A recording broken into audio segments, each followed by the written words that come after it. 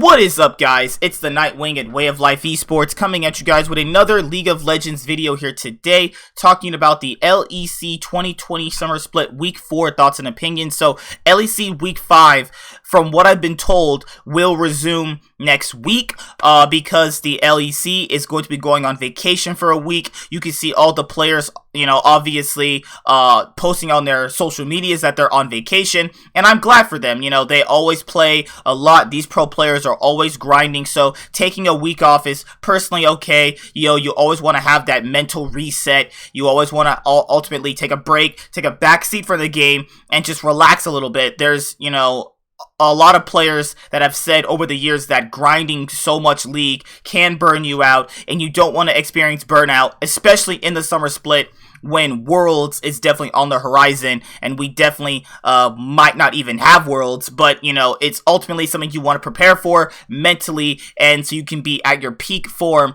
going into any international event, or even if you want to obviously win the split right now. So today for the thoughts and opinions for the LEC, I want to just focus on Origin and Fnatic, two teams that have ultimately kind of, let's say, failed on expectations going into the split.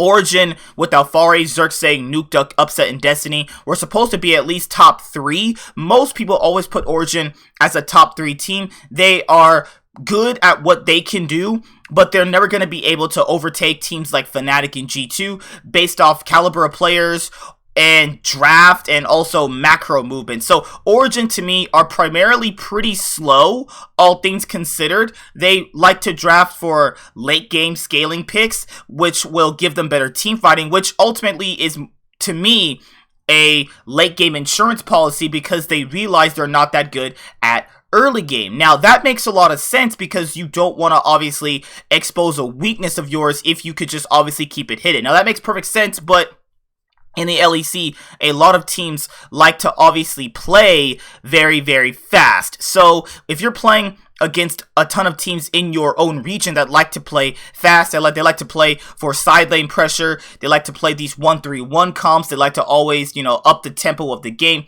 Origin's playstyle just feels really outdated. Even if you're looking at, the game that they played up against Rogue this week, they did a few early game proactivity. They got a few kills early on. Nukeduck got a kill, Alphari got a kill, but then later on when Rogue tried to up the pace of the game, you saw them just completely just kind of stay still. They didn't really know what to do. And Origin, to me specifically, has been a team right now with an identity crisis. I think that they don't really know if they want to play faster or if they basically just have a hard time playing their style in particular. So what I mean by that is they got heavily criticized by a lot of people, analysts, their fans, that they just play very slow. And, they can play fast. I've seen them play fast in a few games, but it's not consistent. And it's definitely not consistent by how they draft. So, let me actually move my webcam right now so I can show you guys. So, they, in this game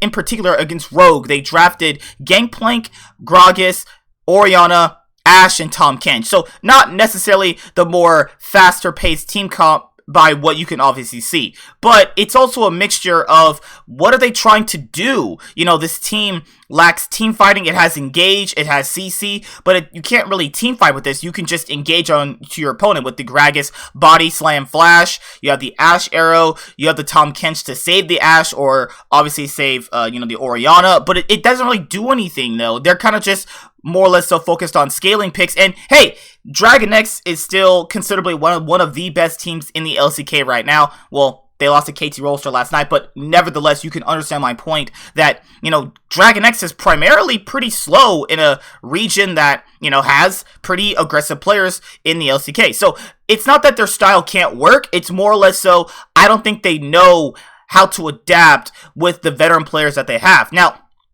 Alphari, to me, is one of the best top laners in the LEC. I think that, if you give him more resources in draft, he will be able to obviously, pick up the pace of the game and carry it. We've seen it before last split, but he's not been that way this split so far. Nukeduck just seems like he doesn't really know what to do on the map outside of laning phase. And he kind of reminds me of what Froggen is right now. They're kind of just basically stuck in their own ways and they want to just play scaling. And that's not really going to be working out too far because you see all these players like Caps, you have Larson, and you have Febevin who want to up the tempo of the game. And, if Origin wants to ever win a title in the future, you have to kind of factor in, what do you want? Do you want a team that's always going to be top 3, but can never fight or challenge for that title position? Because this roster should be able to obviously challenge for a title position. I don't think Upsets had the best years so far. Well, nothing stand out, but it's nothing that you can say, oh, well, he's having a super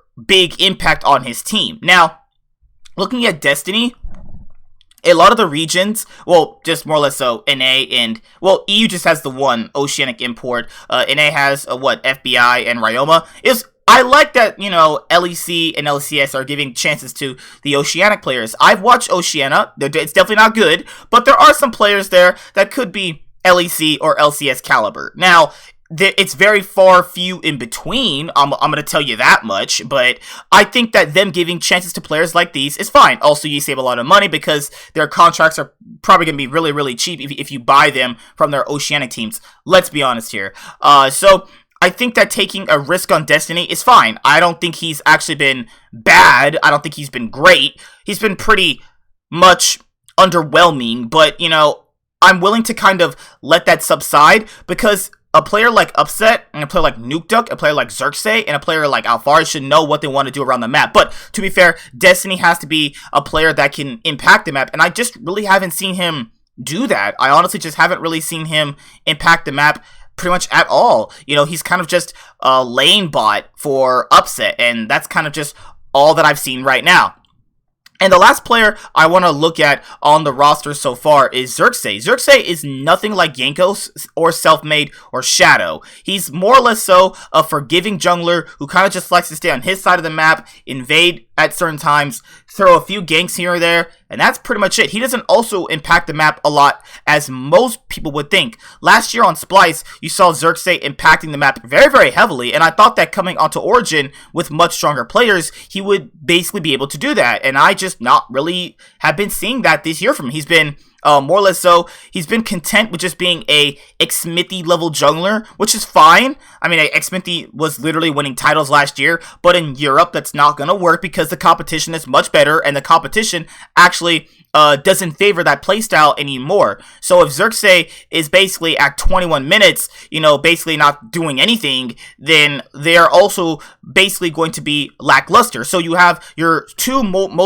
of the most valuable positions in jungling and support not really having the best synergy and not really impacting the map, which would in turn make their team lackluster, which is why they draft for the late game scaling comps that they do. I can see it right now by how they actually play.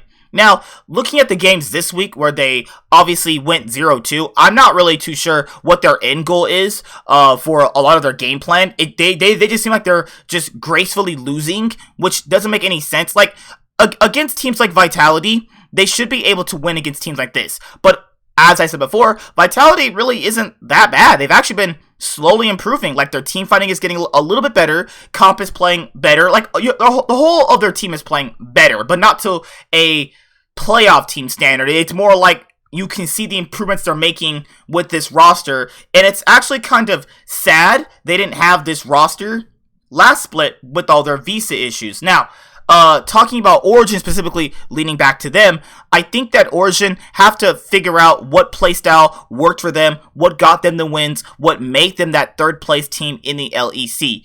I think that if the fans and the players themselves don't want to play late game scaling, then they should work and attempt at being better this way. It's definitely something you want to improve on because League is not really going to go back to that Season 5, Season 6, Season 7 scaling pick meta where you just wait till like 30 minutes in the game, win a team fight, or sometimes 50 minutes, and obviously when a team fight, get a Baron and win the game. The game's not like that anymore. So if they acknowledge that they need to obviously play faster, then you have to do that. But what they're doing right now is they have an identity crisis. They don't really know what picks they need to play, like Kalista with Leona and Nazir, Volibear and Aatrox.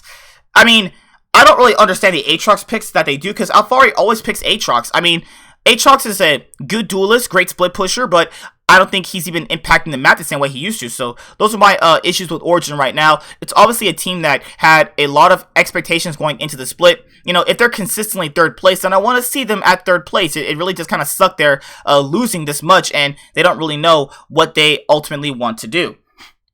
So, the next team I'm going to be talking about is Fnatic. So, this game, obviously, against SK Gaming, Fnatic were actually looking okay. They were looking a little bit better than normal, but, you know, toward a portion of the game, SK Gaming had a point to come back into the game, and Crown Shot actually gets caught out and, well, basically throws the game for them, ultimately. And Fnatic ended up winning this game. But that did not come with the price of this game was pretty hard for Fnatic. I mean, if you look at how Fnatic has been playing, they actually really haven't been that good. You know, you have Nemesis, who is, I guess if you want to say stats-wise, he's one of the worst mid laners. I think that's Zazie, and I think other mid laners have just outperformed him.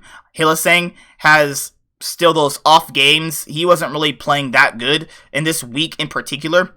Bwipo hasn't been that impactful, but on the Urgot, you can see how impactful he can be. He randomly pulls out the pocket pick Urgot, which is kind of cool there. He has little pocket picks here and there, which is fine. But against SK Gaming, I have a hard time believing they win this game if Crown Shot literally doesn't die in the mid lane the way he did. Like, this game is ultimately won by SK Gaming if it's not for without mistakes. I mean, this game was particularly pretty close if you watch it. They were winning a lot of team fights, and Fnatic just ultimately, they do kind of, I guess you could say, even if Fnatic are playing bad on certain days, they have the better players, so you can see where it's going. I think that Reckless and Selfmade have been playing pretty well, but you need Nemesis and Selfmade to have that synergy that everybody talked about coming into this year.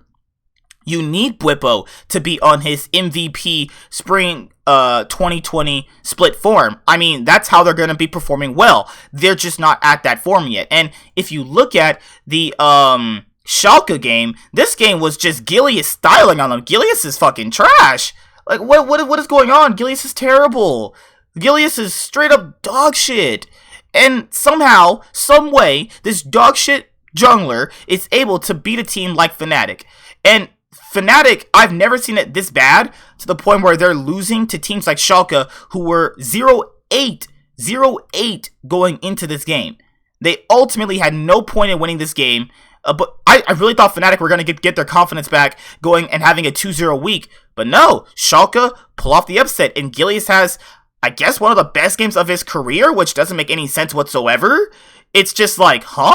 So For basically for Fnatic to actually improve on a lot of things that I think that they could improve on is Hylissang needs to be more in sync with Selfmade, and Selfmade also has to be more in sync with his mid laner and his support, and that goes the same way for Nemesis being in sync with his support and his jungler, because it looks like they don't really play together. They more or less still try to win individually through lane pressure and Selfmade's ganks, rather than moving around the map, being proactive, which is what Selfmade has been doing. Nemesis tries, I'm not saying he hasn't, but, you know, they just don't really have a lot of inbuilt synergy to the point where they're working together to actually get to where they need to go. Also, Fnatic seems to be a team that is very, very draft dependent. I know a lot of teams are draft dependent, but when I'm talking about Fnatic, if they're not playing specific champions for their specific playstyle, which they usually like to have early game aggressive jungler, scaling ADC pick, early game aggressive mid laner,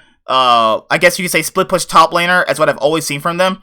They don't really kind of know how to play through other compositions. You know, when you have to put them into another style of play, they kind of just don't really know what to do or how to execute those compositions correctly. So it basically ultimately looks like they don't really know what they're doing. But, you know, that's just how I see it personally. That's what I see. Because when I don't see, like, Nemesis on a early game impactful mid laner, kind of just plays the 1v1, wins sometimes, loses sometimes.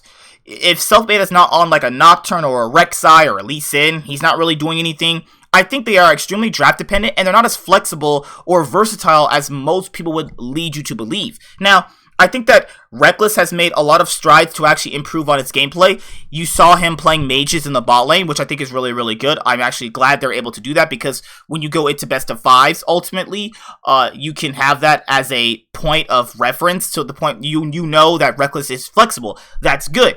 That's a good starting point there. But it seems like they come in with the draft already prepared, and they don't, obviously flex toward the draft that their opponent is doing. I mean, with Fnatic's draft right here as I'm looking at, they could have won this game very easily. Syndra easily one-shots Ezreal. Urgot could easily hold off the Galio and be a frontliner.